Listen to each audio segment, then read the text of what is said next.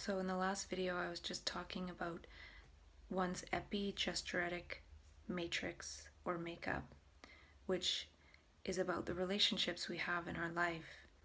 And we can have relationships in our life that will actually improve our epigesturetic matrix or perhaps our relational mind.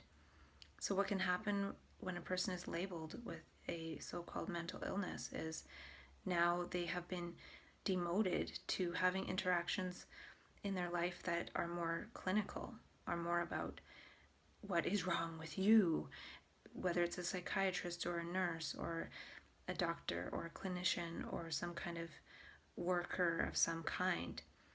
It's all these people trying to fix us, and that has a place for sure, but by improving our epigesturetic matrix or being aware of it, we can actually use that energy to help epigesture us out of certain scenarios or maybe patterns or behaviors that we no longer want to participate in, but sometimes have to, it seems for now, by virtue of being labeled.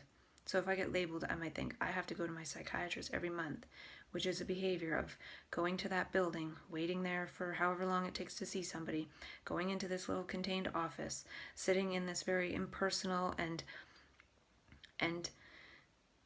sort of demoralizing posture and answering very demoralizing questions as well, and oppressive questions. So one can actually orient one's energy to be able to withstand doing that, especially if one knows one's just sort of smiling and nodding and playing the role for now, but that's not really how one feels about oneself. But it's not really the place to try and convince that particular person, like a psychiatrist, otherwise. The convincing happens in different parts of the epigesturetic matrix of oneself than the clinical part that is sort of there in the beginning, at least for now. So one can improve one's epigesturetic matrix by talking to oneself in self-dialogue and translating the energies into a context that one would want to live in, because one has created it for oneself, not the context created through the questions one has to answer when one goes to the psychiatrist's office. What kind of energy does one take with oneself the rest of the month after that? And this reminds me a bit of how I read once that we are the sum total of the people we spend the most time with. So if we spend the most time with the TV, the psychiatrist, the clinician, the people at the psych ward, if we get put in there, people at the mental health center, we're definitely going to be stuck in that game, playing that role for a long period of time. So what are some creative ways to improve one's epigesturetic matrix? And I've found that self-dialogue has really helped me, because it's just the epigestures of relating to myself in a way that I would want. If I wanted to say all this stuff to a psychiatrist, they wouldn't have time to listen. But I can listen to myself, and by giving voice to things that I wouldn't otherwise, it's, I feel, strengthening my nervous system. If the sound of our own voice in our head and our thoughts can weaken our nervous system, then saying empowering things that matter to oneself out loud can strengthen it for sure. So if we have a psychiatrist and a clinician and a mental health worker as our closest people, then that's the role we're going to play. That's our epigesturetic matrix. And those we have a relationship become a part of us in a way. They influence our epigestretics, they influence our gestures, they influence how we will be towards ourselves. If we feel like there's something really wrong with us, then we're not really going to necessarily treat ourselves very well. So self-dialogue can be a way to retreat with oneself and relate in a way that one would want to, even though maybe the rest of life is designed in a way to reinforce a life that one would not want. So when we relate, we share a mind in a way. Other people's minds and words and gestures towards us affect whether we move towards them or retreat away from them or do what they say or recommend, or set goals with them that they might actually influence, or even how the mental health system is set up. It's set up to support very few dimensions of life, like work, volunteer, some recreation and things, but it's still very limited compared to what is out there as part of being human. So it's still contrived. And if one would go back and harvest one's mania, if that is applicable, one might realize that when you look at recovery, it has nothing to do with that original energy. So I feel that it's important to also acknowledge that original energy. And a lot of us get in touch with a lot of words, yet who is there to talk to about it or dialogue with to make some sort of sense of this new language orientation? Recovery is about orienting us back to society, and there's a great quote by J. Krishnamurti saying, "It's no measure of health to adjust oneself to a profoundly sick society." So to me, the measures of recovery aren't necessarily measures of health. So be careful who we share minds with. We're sharing the mind of psychiatry in the mental health paradigm because we're told that's what we should believe. I feel like the epi-ego is the we-go. It is acknowledging that relational dimension. And I feel like when we go through map consciousness, a lot of us get in touch with the we-go. And the we-go warps us because we're not strong in our own context, because this energy sort of gave us a seed of a new way of understanding and relating to ourselves in the world, yet we don't understand it. So we're actually very vulnerable. It's sort of like being in a childlike state in many ways. So we're very susceptible to the impressions of others again. So suspending the ego in map consciousness, that energy comes through and creates fun stuff for a while, but then after a while, it is again very susceptible to the whole gravity of the whole world around us. It's hard to avoid that. The gravity of all those words, and that's why I feel it's important to create words for oneself. And I feel that's probably why when one goes into map consciousness, a lot of times we connect with a lot of words and we're saying a lot of things and making a lot of things, making up words, just talking whatever in the moment, talking to people. And some of it makes sense, some of it doesn't, but it's sort of a way to drown out the words of the world. We're too busy making our own words and our own perceptions to really bother with the world. And I feel we can still do that when we're not in that high energy state. And that's a way to channel the energy that might be coming through, but we don't really notice when we can really channel it in a way that that energy would want. So if I go back to harvesting my mania, I would write down perceptions. I would record audio of me talking about something, and I probably have some of those somewhere.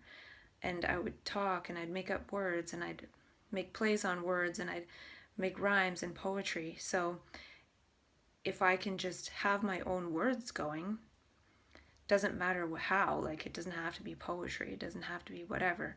I've been doing self-dialogue as a way to create my own words for myself, to sort of bathe in my own word creation and context creation, to create almost an energy field of immunity to these other things that would be impressing on me, which are there all the time. It's difficult to escape that, but one can actually create one's own language energy bubble. And I've written some stuff about language later on, and it's something to do with quantum linguistics, or I don't know, it's almost like changing one's quantum field by speaking possibilities, not to make them all possible, just to live in the field of possibilities and not have one's possibilities collapsed by the memes of the world, especially related to mental health, that would change one's possibilities into what the mental health system says is possible, which is very limited. So what I've been talking about in a way is epi-ego gesturetics, or epi-we-go gesturetics. It's similar to epigestretics, but it's also a bit different, because epigestretics is more, if I do a kind act, that's sort of reinforced in my neurology in my brain, and the wego gestretics, or the epi-wego gestretics, is being aware of other people's gestures in relationship to them that might actually warp our gestures. So epigestretics is sort of our actions, which we might have done a lot of that in so-called mania. But then the epi-ego gestretics or wego gestretics is when people start sort of moving towards us to warp our path, and being aware of that and who's in front of us and who we want around us. And I feel like the more we're able to make our own words and context as we move through life, more appropriate people will be drawn towards us. If I just sort of am passive and just thinking the memes of mental health and trying to manage and recover and all that, I'm going to be moving in that field of recovery and people helping me manage. But if I can create context away from that, I'll move through life in a different way and attract different interactions and have different epi-wego gestretics. So this, in a way, creates a different epi-ego. So it's one thing to have this ego that we sort of identify with, but by creating all this context that we may or may not ever use, we won't even have to try to use it. It will just arise when necessary. We have this sort of epi-ego structure of so much context to draw upon beyond just the memories that have been circulating in our head that change only ever so slightly as we move through the experience of our life.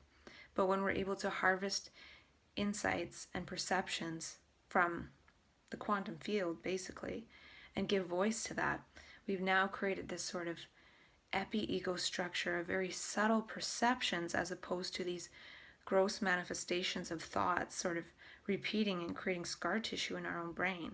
So then if we're only doing that, as we move through life, we're relating based on our own scar tissue in our brain, and we're just traumatized. And so we're moving in this field of trauma. So by sort of participating in our own self-dialogue, self-embodiment, self-creation, through this sort of drama, this play, we can move from moving in a field of trauma to moving in a field of our own drama, of our own making, and not like trauma as in bad, but just being dramatic and emphatic that this context is important to oneself, and we got in touch with it in our first experience in map consciousness. So it's important to unfold that as a protective barrier in a way. But beyond being a protective barrier, it's actually a creative area. So I'm creating this for myself, and as I move through life, that might just pass on to people somewhat. And the opposite of that is just going about life through the gravity of the trajectory of being labeled with a mental illness, and I know what that leads to, and I don't want any part of that. So epi-ego gestretics or epi-wego gestretics is actually acknowledging the dance, the interaction. As one person moves left, then we move right. So how other people move moves us. But if we're so busy in a way manifesting epigestratically, creatively, not mechanically, but creatively, by perceiving the moment and having that love in our heart, then there might not even be any room for people to affect us with their influence on our epigestretic matrix. So it's not so much about the epi-ego gestretics, but improving the energy of one's epigestretic matrix to create the right interactions with people. So after talking to myself all this time, I'm pretty much 100% sure that my interactions are going to be different with people, and there'll be less that I'll really want to partake of. So there'll be some period of time moving in a field of talking with people, and then perhaps I just move away. And there's actually something I read that Krishnamurti said in that same bulletin I mentioned in the last video that I'll talk about a little bit. And I thought of another word for epigesturetics. It's epi-egonomics. So it's the energetics of our relationship exchanges. So we think of exchanging money as economics and things, but there's an egonomics. And can we use these egonomics to actually improve our epigesturetic matrix? So I've created all this context with myself, for myself, by myself. That improves my epigesturetic matrix. It's going to change what I say to people. It's going to change what I say when people say something to me. It's going to change how I act. It's going to change how I move. But then can I also be aware of this epi-egonomic energetic exchange phenomenon? And that's just part of the epigesturetic matrix improvement. But it's just another way to sort of look at it. And one can have a sense of, wow, that interaction was powerful based on the context that I've created for myself. And it's not about trying to remember it. It's just about creating that context so the right bit arises in the moment. Whatever that is, there's a lot more selection of perceptions that can arise in the moment in having a conversation with someone. And perhaps one day that'll be irrelevant too, because we'll just talk about what's really there in the moment. But this is sort of a buffer from my past context. So when past context comes towards me through past people and past things and situations, I have a new thing to say about it through my own unfolding with myself. And that's going to change what they say back. That's going to change everything. So when our egos scramble in map consciousness to make room for this epi-egonomics, this exchange of energy that's different, and epigesturetics, most of the time we fall into the epigesturetic matrix of the mental health system because we're relating in a different way. We're relating to ourselves and others in different ways, and we don't understand it, and it eventually gets warped and mixed in with just the plain old ego structure.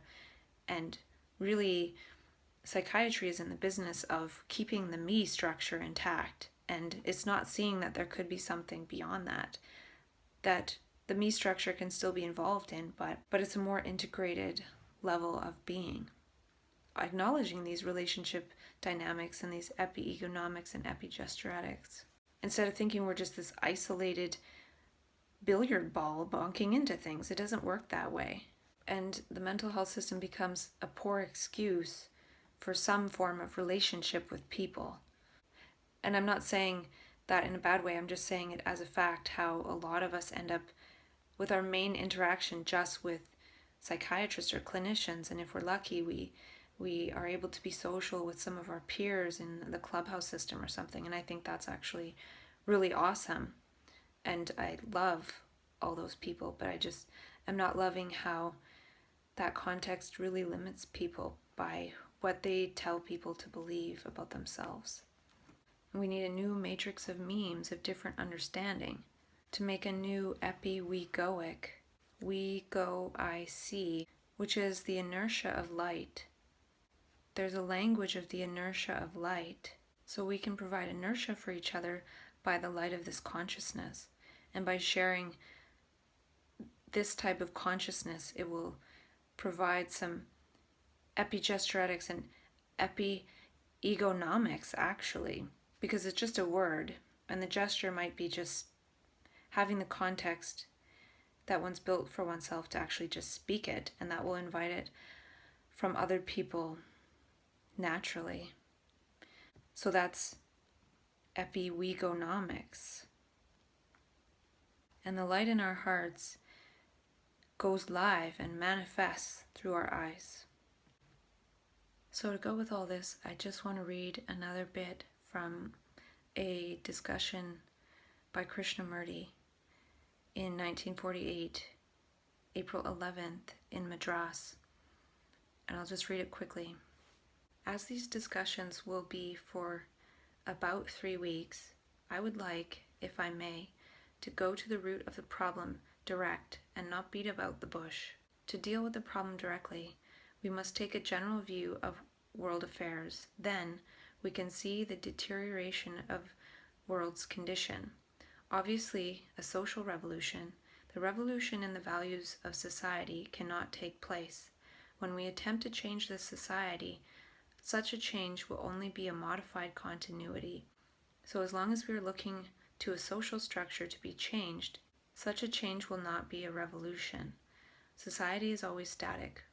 Only in the individual can there be a radical revolution. So this really reminds me of the radical revolution that happens with somebody who goes in map consciousness. To continue with what Krishnamurti said, society is always static. The individual only is creative and not society. When the individual thinks in terms of change, change being only modified continuity, whatever the individual creates will be static. The moment an act is complete, it's static. If the relationship between two individuals be mere static adjustment, it produces a society which is static.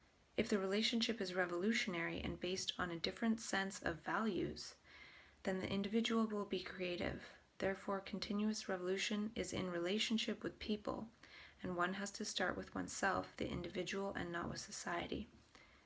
So that's why I feel like self-dialogue could be really important for creating the context of a different sense of values. An individual alone can be in a continuous state of revolution, but not society. Obviously, society is crumbling and deteriorating rapidly. Here we are talking about change, etc., but we are not creative. We are not the architects designing a structure away from all of this. To do this, we must examine the causes of the present chaos. We must be the architect, the contractor, for raising a new structure. To do this, we must have complete transformation now, transformation in values, in outlook, and in the whole being. I have seen this happening. Why are you not transformed? So I feel like self-dialogue is being an architect and a contractor and a constructor of this other way of being and getting in connection with different values. And I did talk at some point about how map consciousness is a different value system. It's perhaps a value system of figuring things out for oneself. Love is the only thing that transforms. We cannot persuade Truman and other big politicians to do what we think is correct, but we, though we are a small people, can start somewhere else, i.e. with ourselves. The simple way is for me to go my way. I will transform myself. So far, I have also been contributing to the confusion and the chaos in the world. Now I will withdraw. I am not face to face with myself. I do not know what the result of my facing myself is going to be. There are so many different masks. One day I'm greedy, another day I'm generous and charitable. Then I want to be a viceroy, etc. Again, the higher self is also an invention. Which is the me to which I have to be honest? I'm broken up into different parts. Unless I am neurotic, I cannot say definitely I am this. There are many contradictions in me. Because there is no affection wherever we are, which means love, there is no immediate transformation. It is the element which is missing in all of us. Therefore, there is no real communication between us, but only verbal.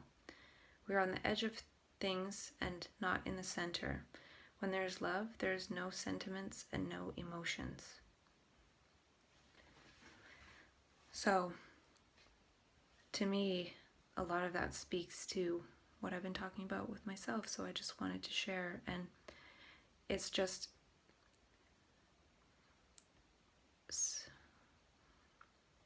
something that's pointing to considering really not trying to do too much when I go back home, but just continuing the self-dialogue and then seeing what unfolds with other people back in my home context. And perhaps it's a little scary to feel like it might be really different because I've been away and then I come back. Things have really changed for me, but the way people see me since I left hasn't really changed. So that's what I'm talking about with being strong in my home context, to not allow other people's words or epigestures to affect my epigesturetic matrix. So we'll see. that's all for today. I have so much more to talk about in the next couple weeks. As long as I talk about the superhuman stuff and the business stuff and touch on some other points, I'll be happy making videos perhaps every other day.